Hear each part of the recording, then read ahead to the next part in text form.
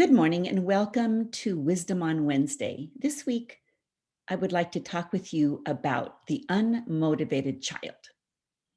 Somewhere between kindergarten and even into high school years, you might be frustrated with your child who seems to lack the motivation to do their schoolwork or any work for that matter.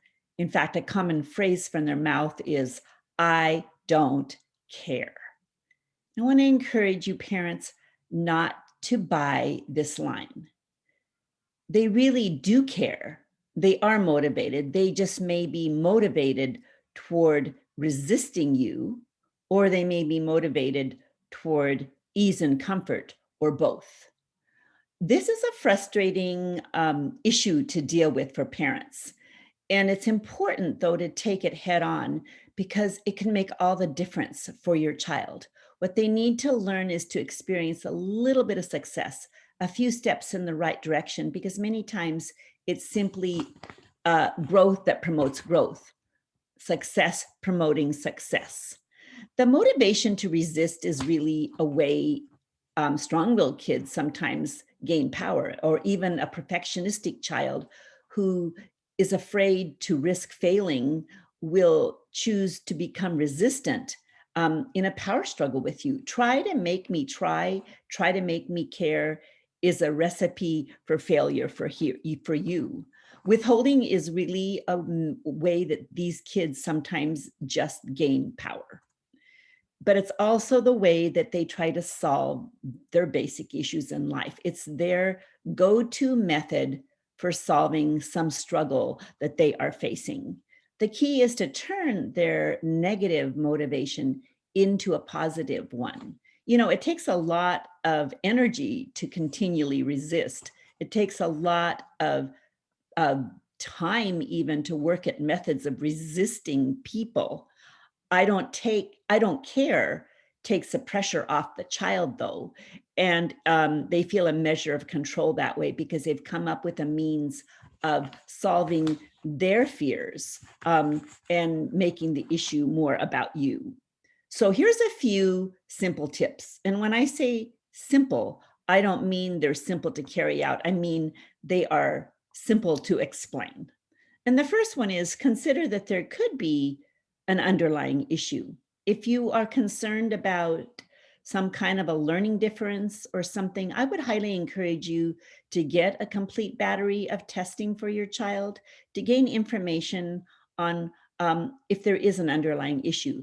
But more often than not, there seems to be a lack of a skill. Maybe the skill is time management or organization, task completion.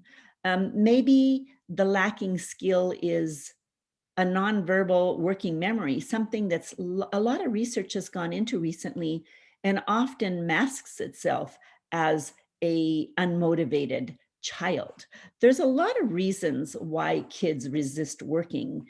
And another area could be that they have some weaknesses in their learning styles. I love Kathy Cook's book, Eight Great Smarts, and I encourage you to read that if you haven't, because it gives you tools on how to guide your kids with their strengths and at the same time addressing their weak areas. It could simply be that your child has a learning style. Maybe it's a picture smart or logic smart or some area that they really need to gain some skills in. So tip number 2, really encourage you to take away electronics, particularly with young children, but even into middle school and high school. Electronics seem to be so demotivating. When kids get kind of caught into that world of electronics, it seems like nothing else matters to them and they get really demotivated in other areas. And along that line, make sure that electronics are seen as a privilege and not just an expectation. And all privileges should be earned. Make your child earn privileges, earn those things that they want to do that come as a result of first carrying out their responsibilities.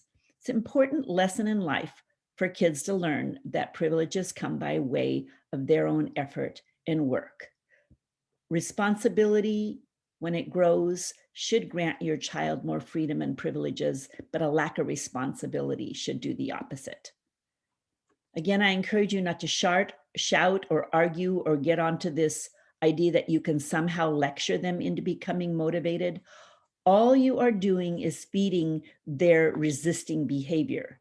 You're giving them more power and more motivation to continue to not work because you're engaging in a power struggle that they know you can't win. Sometimes when kids are unmotivated to work, they take on this learned helplessness. And then it's easy to want to do the work for them.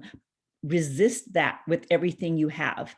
A learned helplessness is something that a child learns to do, and they find that when they act like they can't do something, then somebody will step in and do the work for them. And it just feeds this cycle of demotivation and not working themselves. Learned helplessness is something that is a trap that unmotivated kids will use. They're really smart. They know how to get their parents to do the things that they want you to do. Finally, it's so important on those school days at home and really on other days as well to build in deadlines and structure for your children.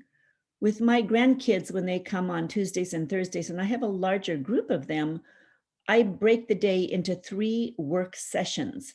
And in each session, I ask the kids what they're going to accomplish. I give them goals, mini goals for the day. I break their day into mini work sessions that have deadlines that they're working for. I don't know about you, but if I have a deadline, I am more efficient and effective with what I am working on. And kids are no different. And it also breaks apart their day so they're not feeling so overwhelmed by this big task of things to do. A structure that you build in that's dependable is important as well. It doesn't have to be so cut and dry that you can't move within it, that you have some flexibility, but a structure gives kids the ability to know what's happening, some measure of control so they're not having to fight for control themselves. Really encourage you to think through your days and do that. That alone, I've seen work wonders in many households in motivating a child to want to start to work again. If any of these tips have given you food for thought and you'd like to discuss them further, please reach out to me. All children are motivated. Some may just be motivated in a negative direction, and it's our aim that we turn this negative motivation into a positive one for their own good. Let your child know you're on your team. You're not against them. You're not on somebody who's pushing against them. That you're on their team for their good, helping them see that choices that they make today will bode for a better future for them in getting the things that they themselves want for themselves. Thank you for listening and joining today. Have a great day.